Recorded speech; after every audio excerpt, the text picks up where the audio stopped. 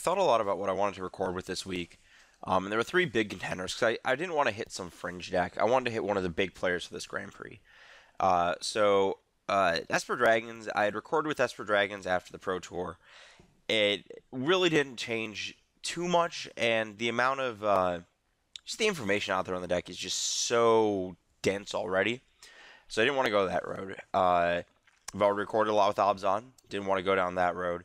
So I figured I'd go with the Red Green Devotion deck. Specifically, this is the list that Chris Fennell used to win the TCG Player Invitational uh, 2 weekends ago.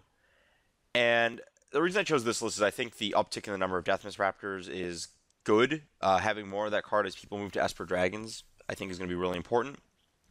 Um, and I mean, I guess that's like really specifically why I chose this list. Going over the deck in general, you've got your basic Green Devotion shell, your 4 Nykthos.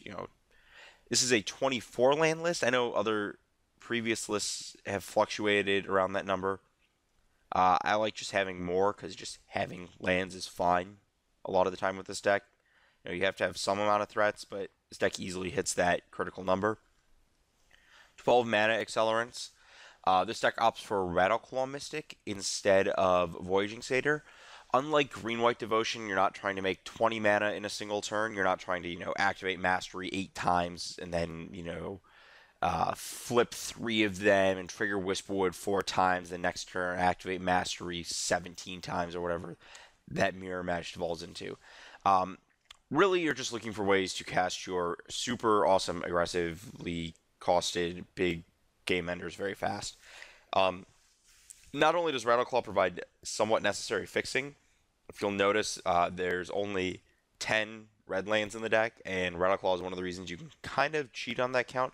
Even though there's only 5 red cards, it seems like you'll just always have a red with this deck. It's especially kind of nice because so many 5 of your red sources here come to play tapped. Just having, more that are... I mean, Rattleclaw Mystic does technically come into play tap for all intents and purposes, but just having more lets you kind of override the situation where you're, oh, I need to draw an untapped red source. Oh, look, I didn't, but I drew a red source. It's like the worst feeling when that happens. But the other important thing about Rattleclaw is because you're looking for these jumps, it's actually redundancy on Nykthos because of the face down Rattleclaw Mystic to face up to cast your creature earlier. And the fact that it can add 2 mana in a single turn via the unmorph trigger and the tap is pretty big. The other part of it is that this list is incorporating Deathmiss Raptor. And it would seem like the natural thing is like, why are you not playing Den Protector? And the reason for that is Den Protector is a card that gets better when you have spells that are actually going to the graveyard.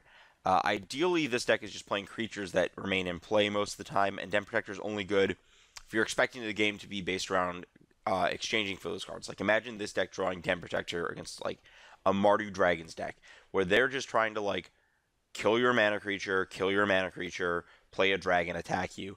You, like, finally put Den Protector, and you're like, yeah, I got back an Elvish Mystic, and it just doesn't do anything.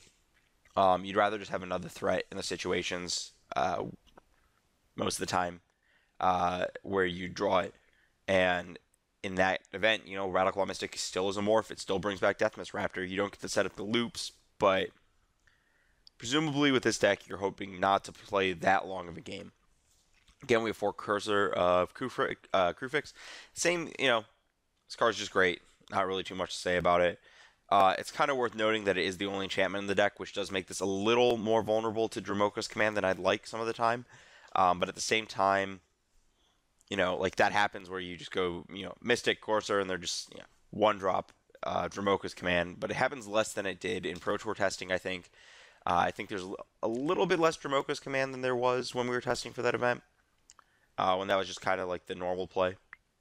I think that some of that has to do with Esper Dragons chasing a little bit of the Dromoka's command section of the metagame. Not the section, just like the section of the metagame that was able to use that card slot on that as a removal spell. Spending, there's only so many removal spells you can play, and only so many of them can be like Dromoka's command instead of Thoughtseize or whatever. So I think that's made Courser, it wasn't out of the metagame by any means, but it definitely, the leaning on like Elvish Mystic Courser became a little hairy there for a minute. The other really huge part of this deck is this really is, a traditional red green ramp deck like Valakut or the Wolf Run deck the subsequent year that Brian Kibler won Pro Tour Honolulu 2012 with. And, if you look at that deck, one of the key things about it for that tournament was that it got to play Huntmaster of the Fells and Thrun. So it had, your big Primeval Titan endgame, and then you've had your middling, powerful finishers. And that's been like one of the big strengths of Green Devotion this year is that the powerful finisher slot is really, really good. Like Whisperwood Elemental is great. Pelucranos is great.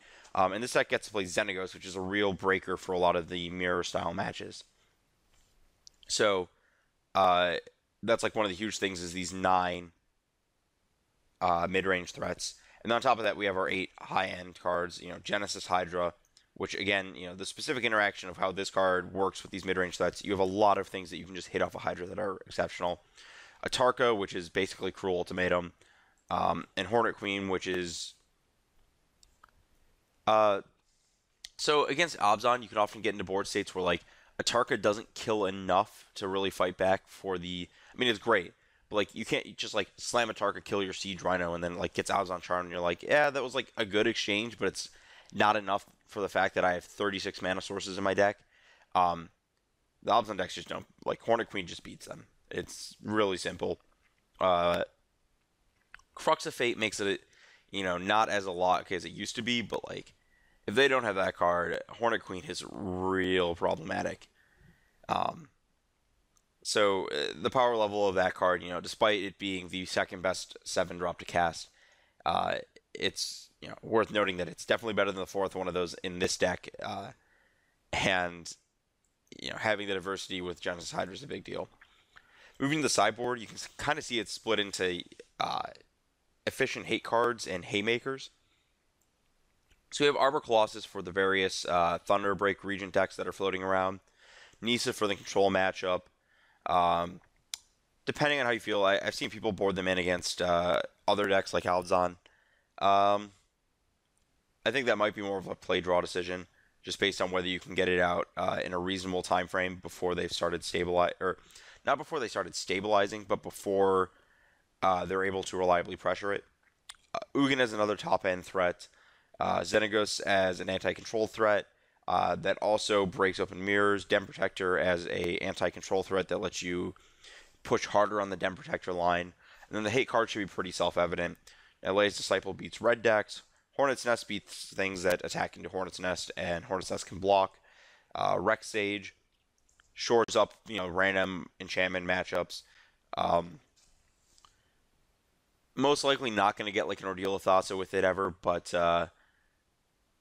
there's like random people still playing Devotion or like Whip of Erebos, just things you need to be able to have a way out of. And with Genesis Hydra, it's really easy just to find this one. And then Plummet again alongside the Arbor Colossus. If you look at this main deck, besides just casting an Atarka or Hornet Queen, your cards are not very well lined up against Thunderbreak Regent, so you do need a number of ways to rectify that matchup.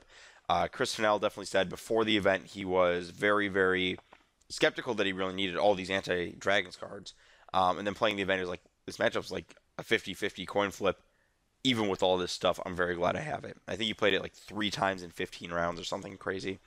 I played that matchup 4 times at Grand Prix Toronto in 12 rounds. So people like their Dragons. I don't know what to say.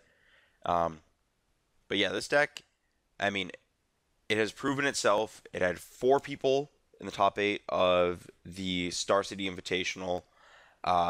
It won the TCG Player Invitational. Let's see, what else has it done recently? It's put up a lot of results.